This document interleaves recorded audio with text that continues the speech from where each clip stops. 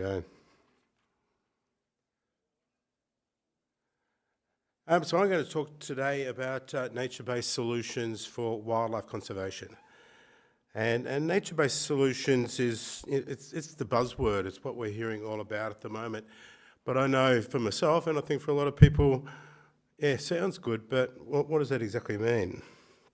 And so hopefully I'll shed a bit of light on that for you today.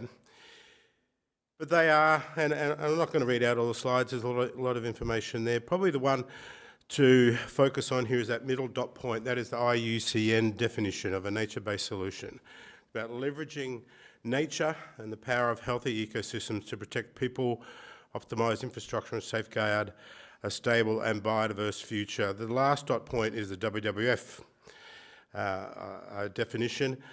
The way I like to think of it is nature-based solutions are the trifecta, the treble, whatever you want to call it. It's people, it's nature, it's climate. And so the work that you do should try to capture those three items. And now it's a new concept, but I don't think much of it is that new. This project here, this was one of the first projects that I supported in my role at WWF. This is about 13 years ago. This is in India, in the Sundarbans region of India, if you know that area. The Sundarbans is the world's largest mangrove forest. It's right on the border of India and Bangladesh. It also has the world's highest density of tigers. There's also a lot of people live in the Sundarbans as well. And for those people, for those villages, something that's really important for them is honey. They go out into the forest to collect honey from wild bees.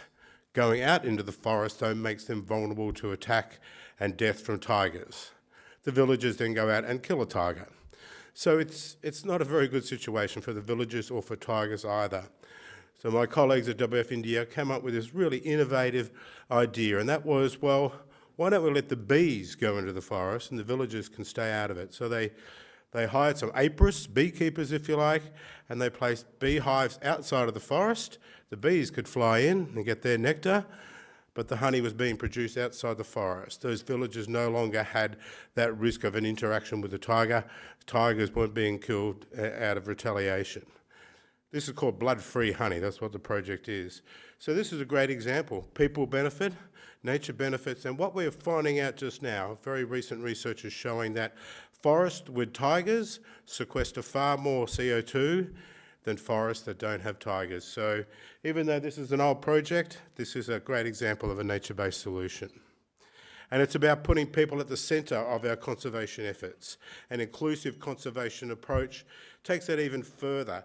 That recognises the vital link between people and nature and integrates the needs and rights of local communities, but particularly Indigenous people. So, as we say at WWF, to create a world where people live and prosper in harmony with nature. It's just a couple of nature-based solution projects that WWF is delivering at the moment. What we do see, and this includes at WWF, often nature-based solutions don't go so far to capture wildlife as part of that equation. We see a lot of ecosystem restoration. We're seeing things like grasslands, wetlands, forest restoration, but that next step isn't taken to say, well, what does that mean for species X or wildlife populations Y? And that's the next step that we need to take, and it's something I work with my colleagues in WWF Australia about. This is a fantastic project. You're benefiting local communities. You're getting broader environmental and ecological benefits, but what's the wildlife that benefit from that? So that's the next step that we need to take, and we need to be better at really determining that and pointing that out. There's lots of great based activities that we can do, whether it's, as we are seeing a lot more in Australia now, return to cultural burning practices, a lot of revegetation, rewilding. But let's try and put wildlife at the centre of that, along with people, and especially where those people have very strong connections. We did hear this morning from Chelsea about those connections, totemic connections that Indigenous people have with wildlife. Well, let's make sure that we're capturing that. What we're doing, we've got a great project in the Kimberley with what we call biocultural nature-based solutions. So this is not just about putting people at the centre of wildlife conservation. It's about putting Indigenous people, their culture and their connections at the centre of that. And this flows through to address things like climate change, biodiversity loss, but also community well-being. People on country, caring for country, connecting with their culture. It also has great community, but also individual well-being benefits. And this is just an example of this project, which is getting what we call right way fire. If we look in the Kimberley, for thousands of years, tens of thousands of years, there were traditional burning practices that happened in a certain way that benefited wildlife, benefited that whole landscape. Around about 100, 150 years ago, that was turned on its head, where instead of having these patchworks, these mosaics of burning each year, everything got burnt every year for beef production. So it's about trying to get that back to how it once was. Enormous savings in greenhouse gas emissions, but there's also benefits for wildlife and benefits for people that haven't really been documented. And this is part of the project that we're doing is, well, we know anecdotally returning to traditional burning practices is beneficial, but we've never gone out there and measured it. And this is part of what we're doing, and the types of species that we're seeing benefit. This little fella here, the Gouldian finch, beautiful little birds. What happens when you get fire every year is grasses don't live long enough to set seed. Old trees die. When you're a little Gouldian finch, you're a seed eater that nests in hollows of old trees. So they were being, incredibly significantly impacted by these new burning practices. So they will benefit, and we are seeing that in parts of the Kimberley. So WWF, what are we doing? Right around the world, we're doing nature-based solution projects. We're protecting, restoring coral reefs. We're keeping forests standing. We're scaling up nature-based agricultural models. So we're doing lots of good things. But again, I think where we're missing the point here is they're great projects, great for people, great for communities, but let's make sure that we get wildlife a part of that story as well.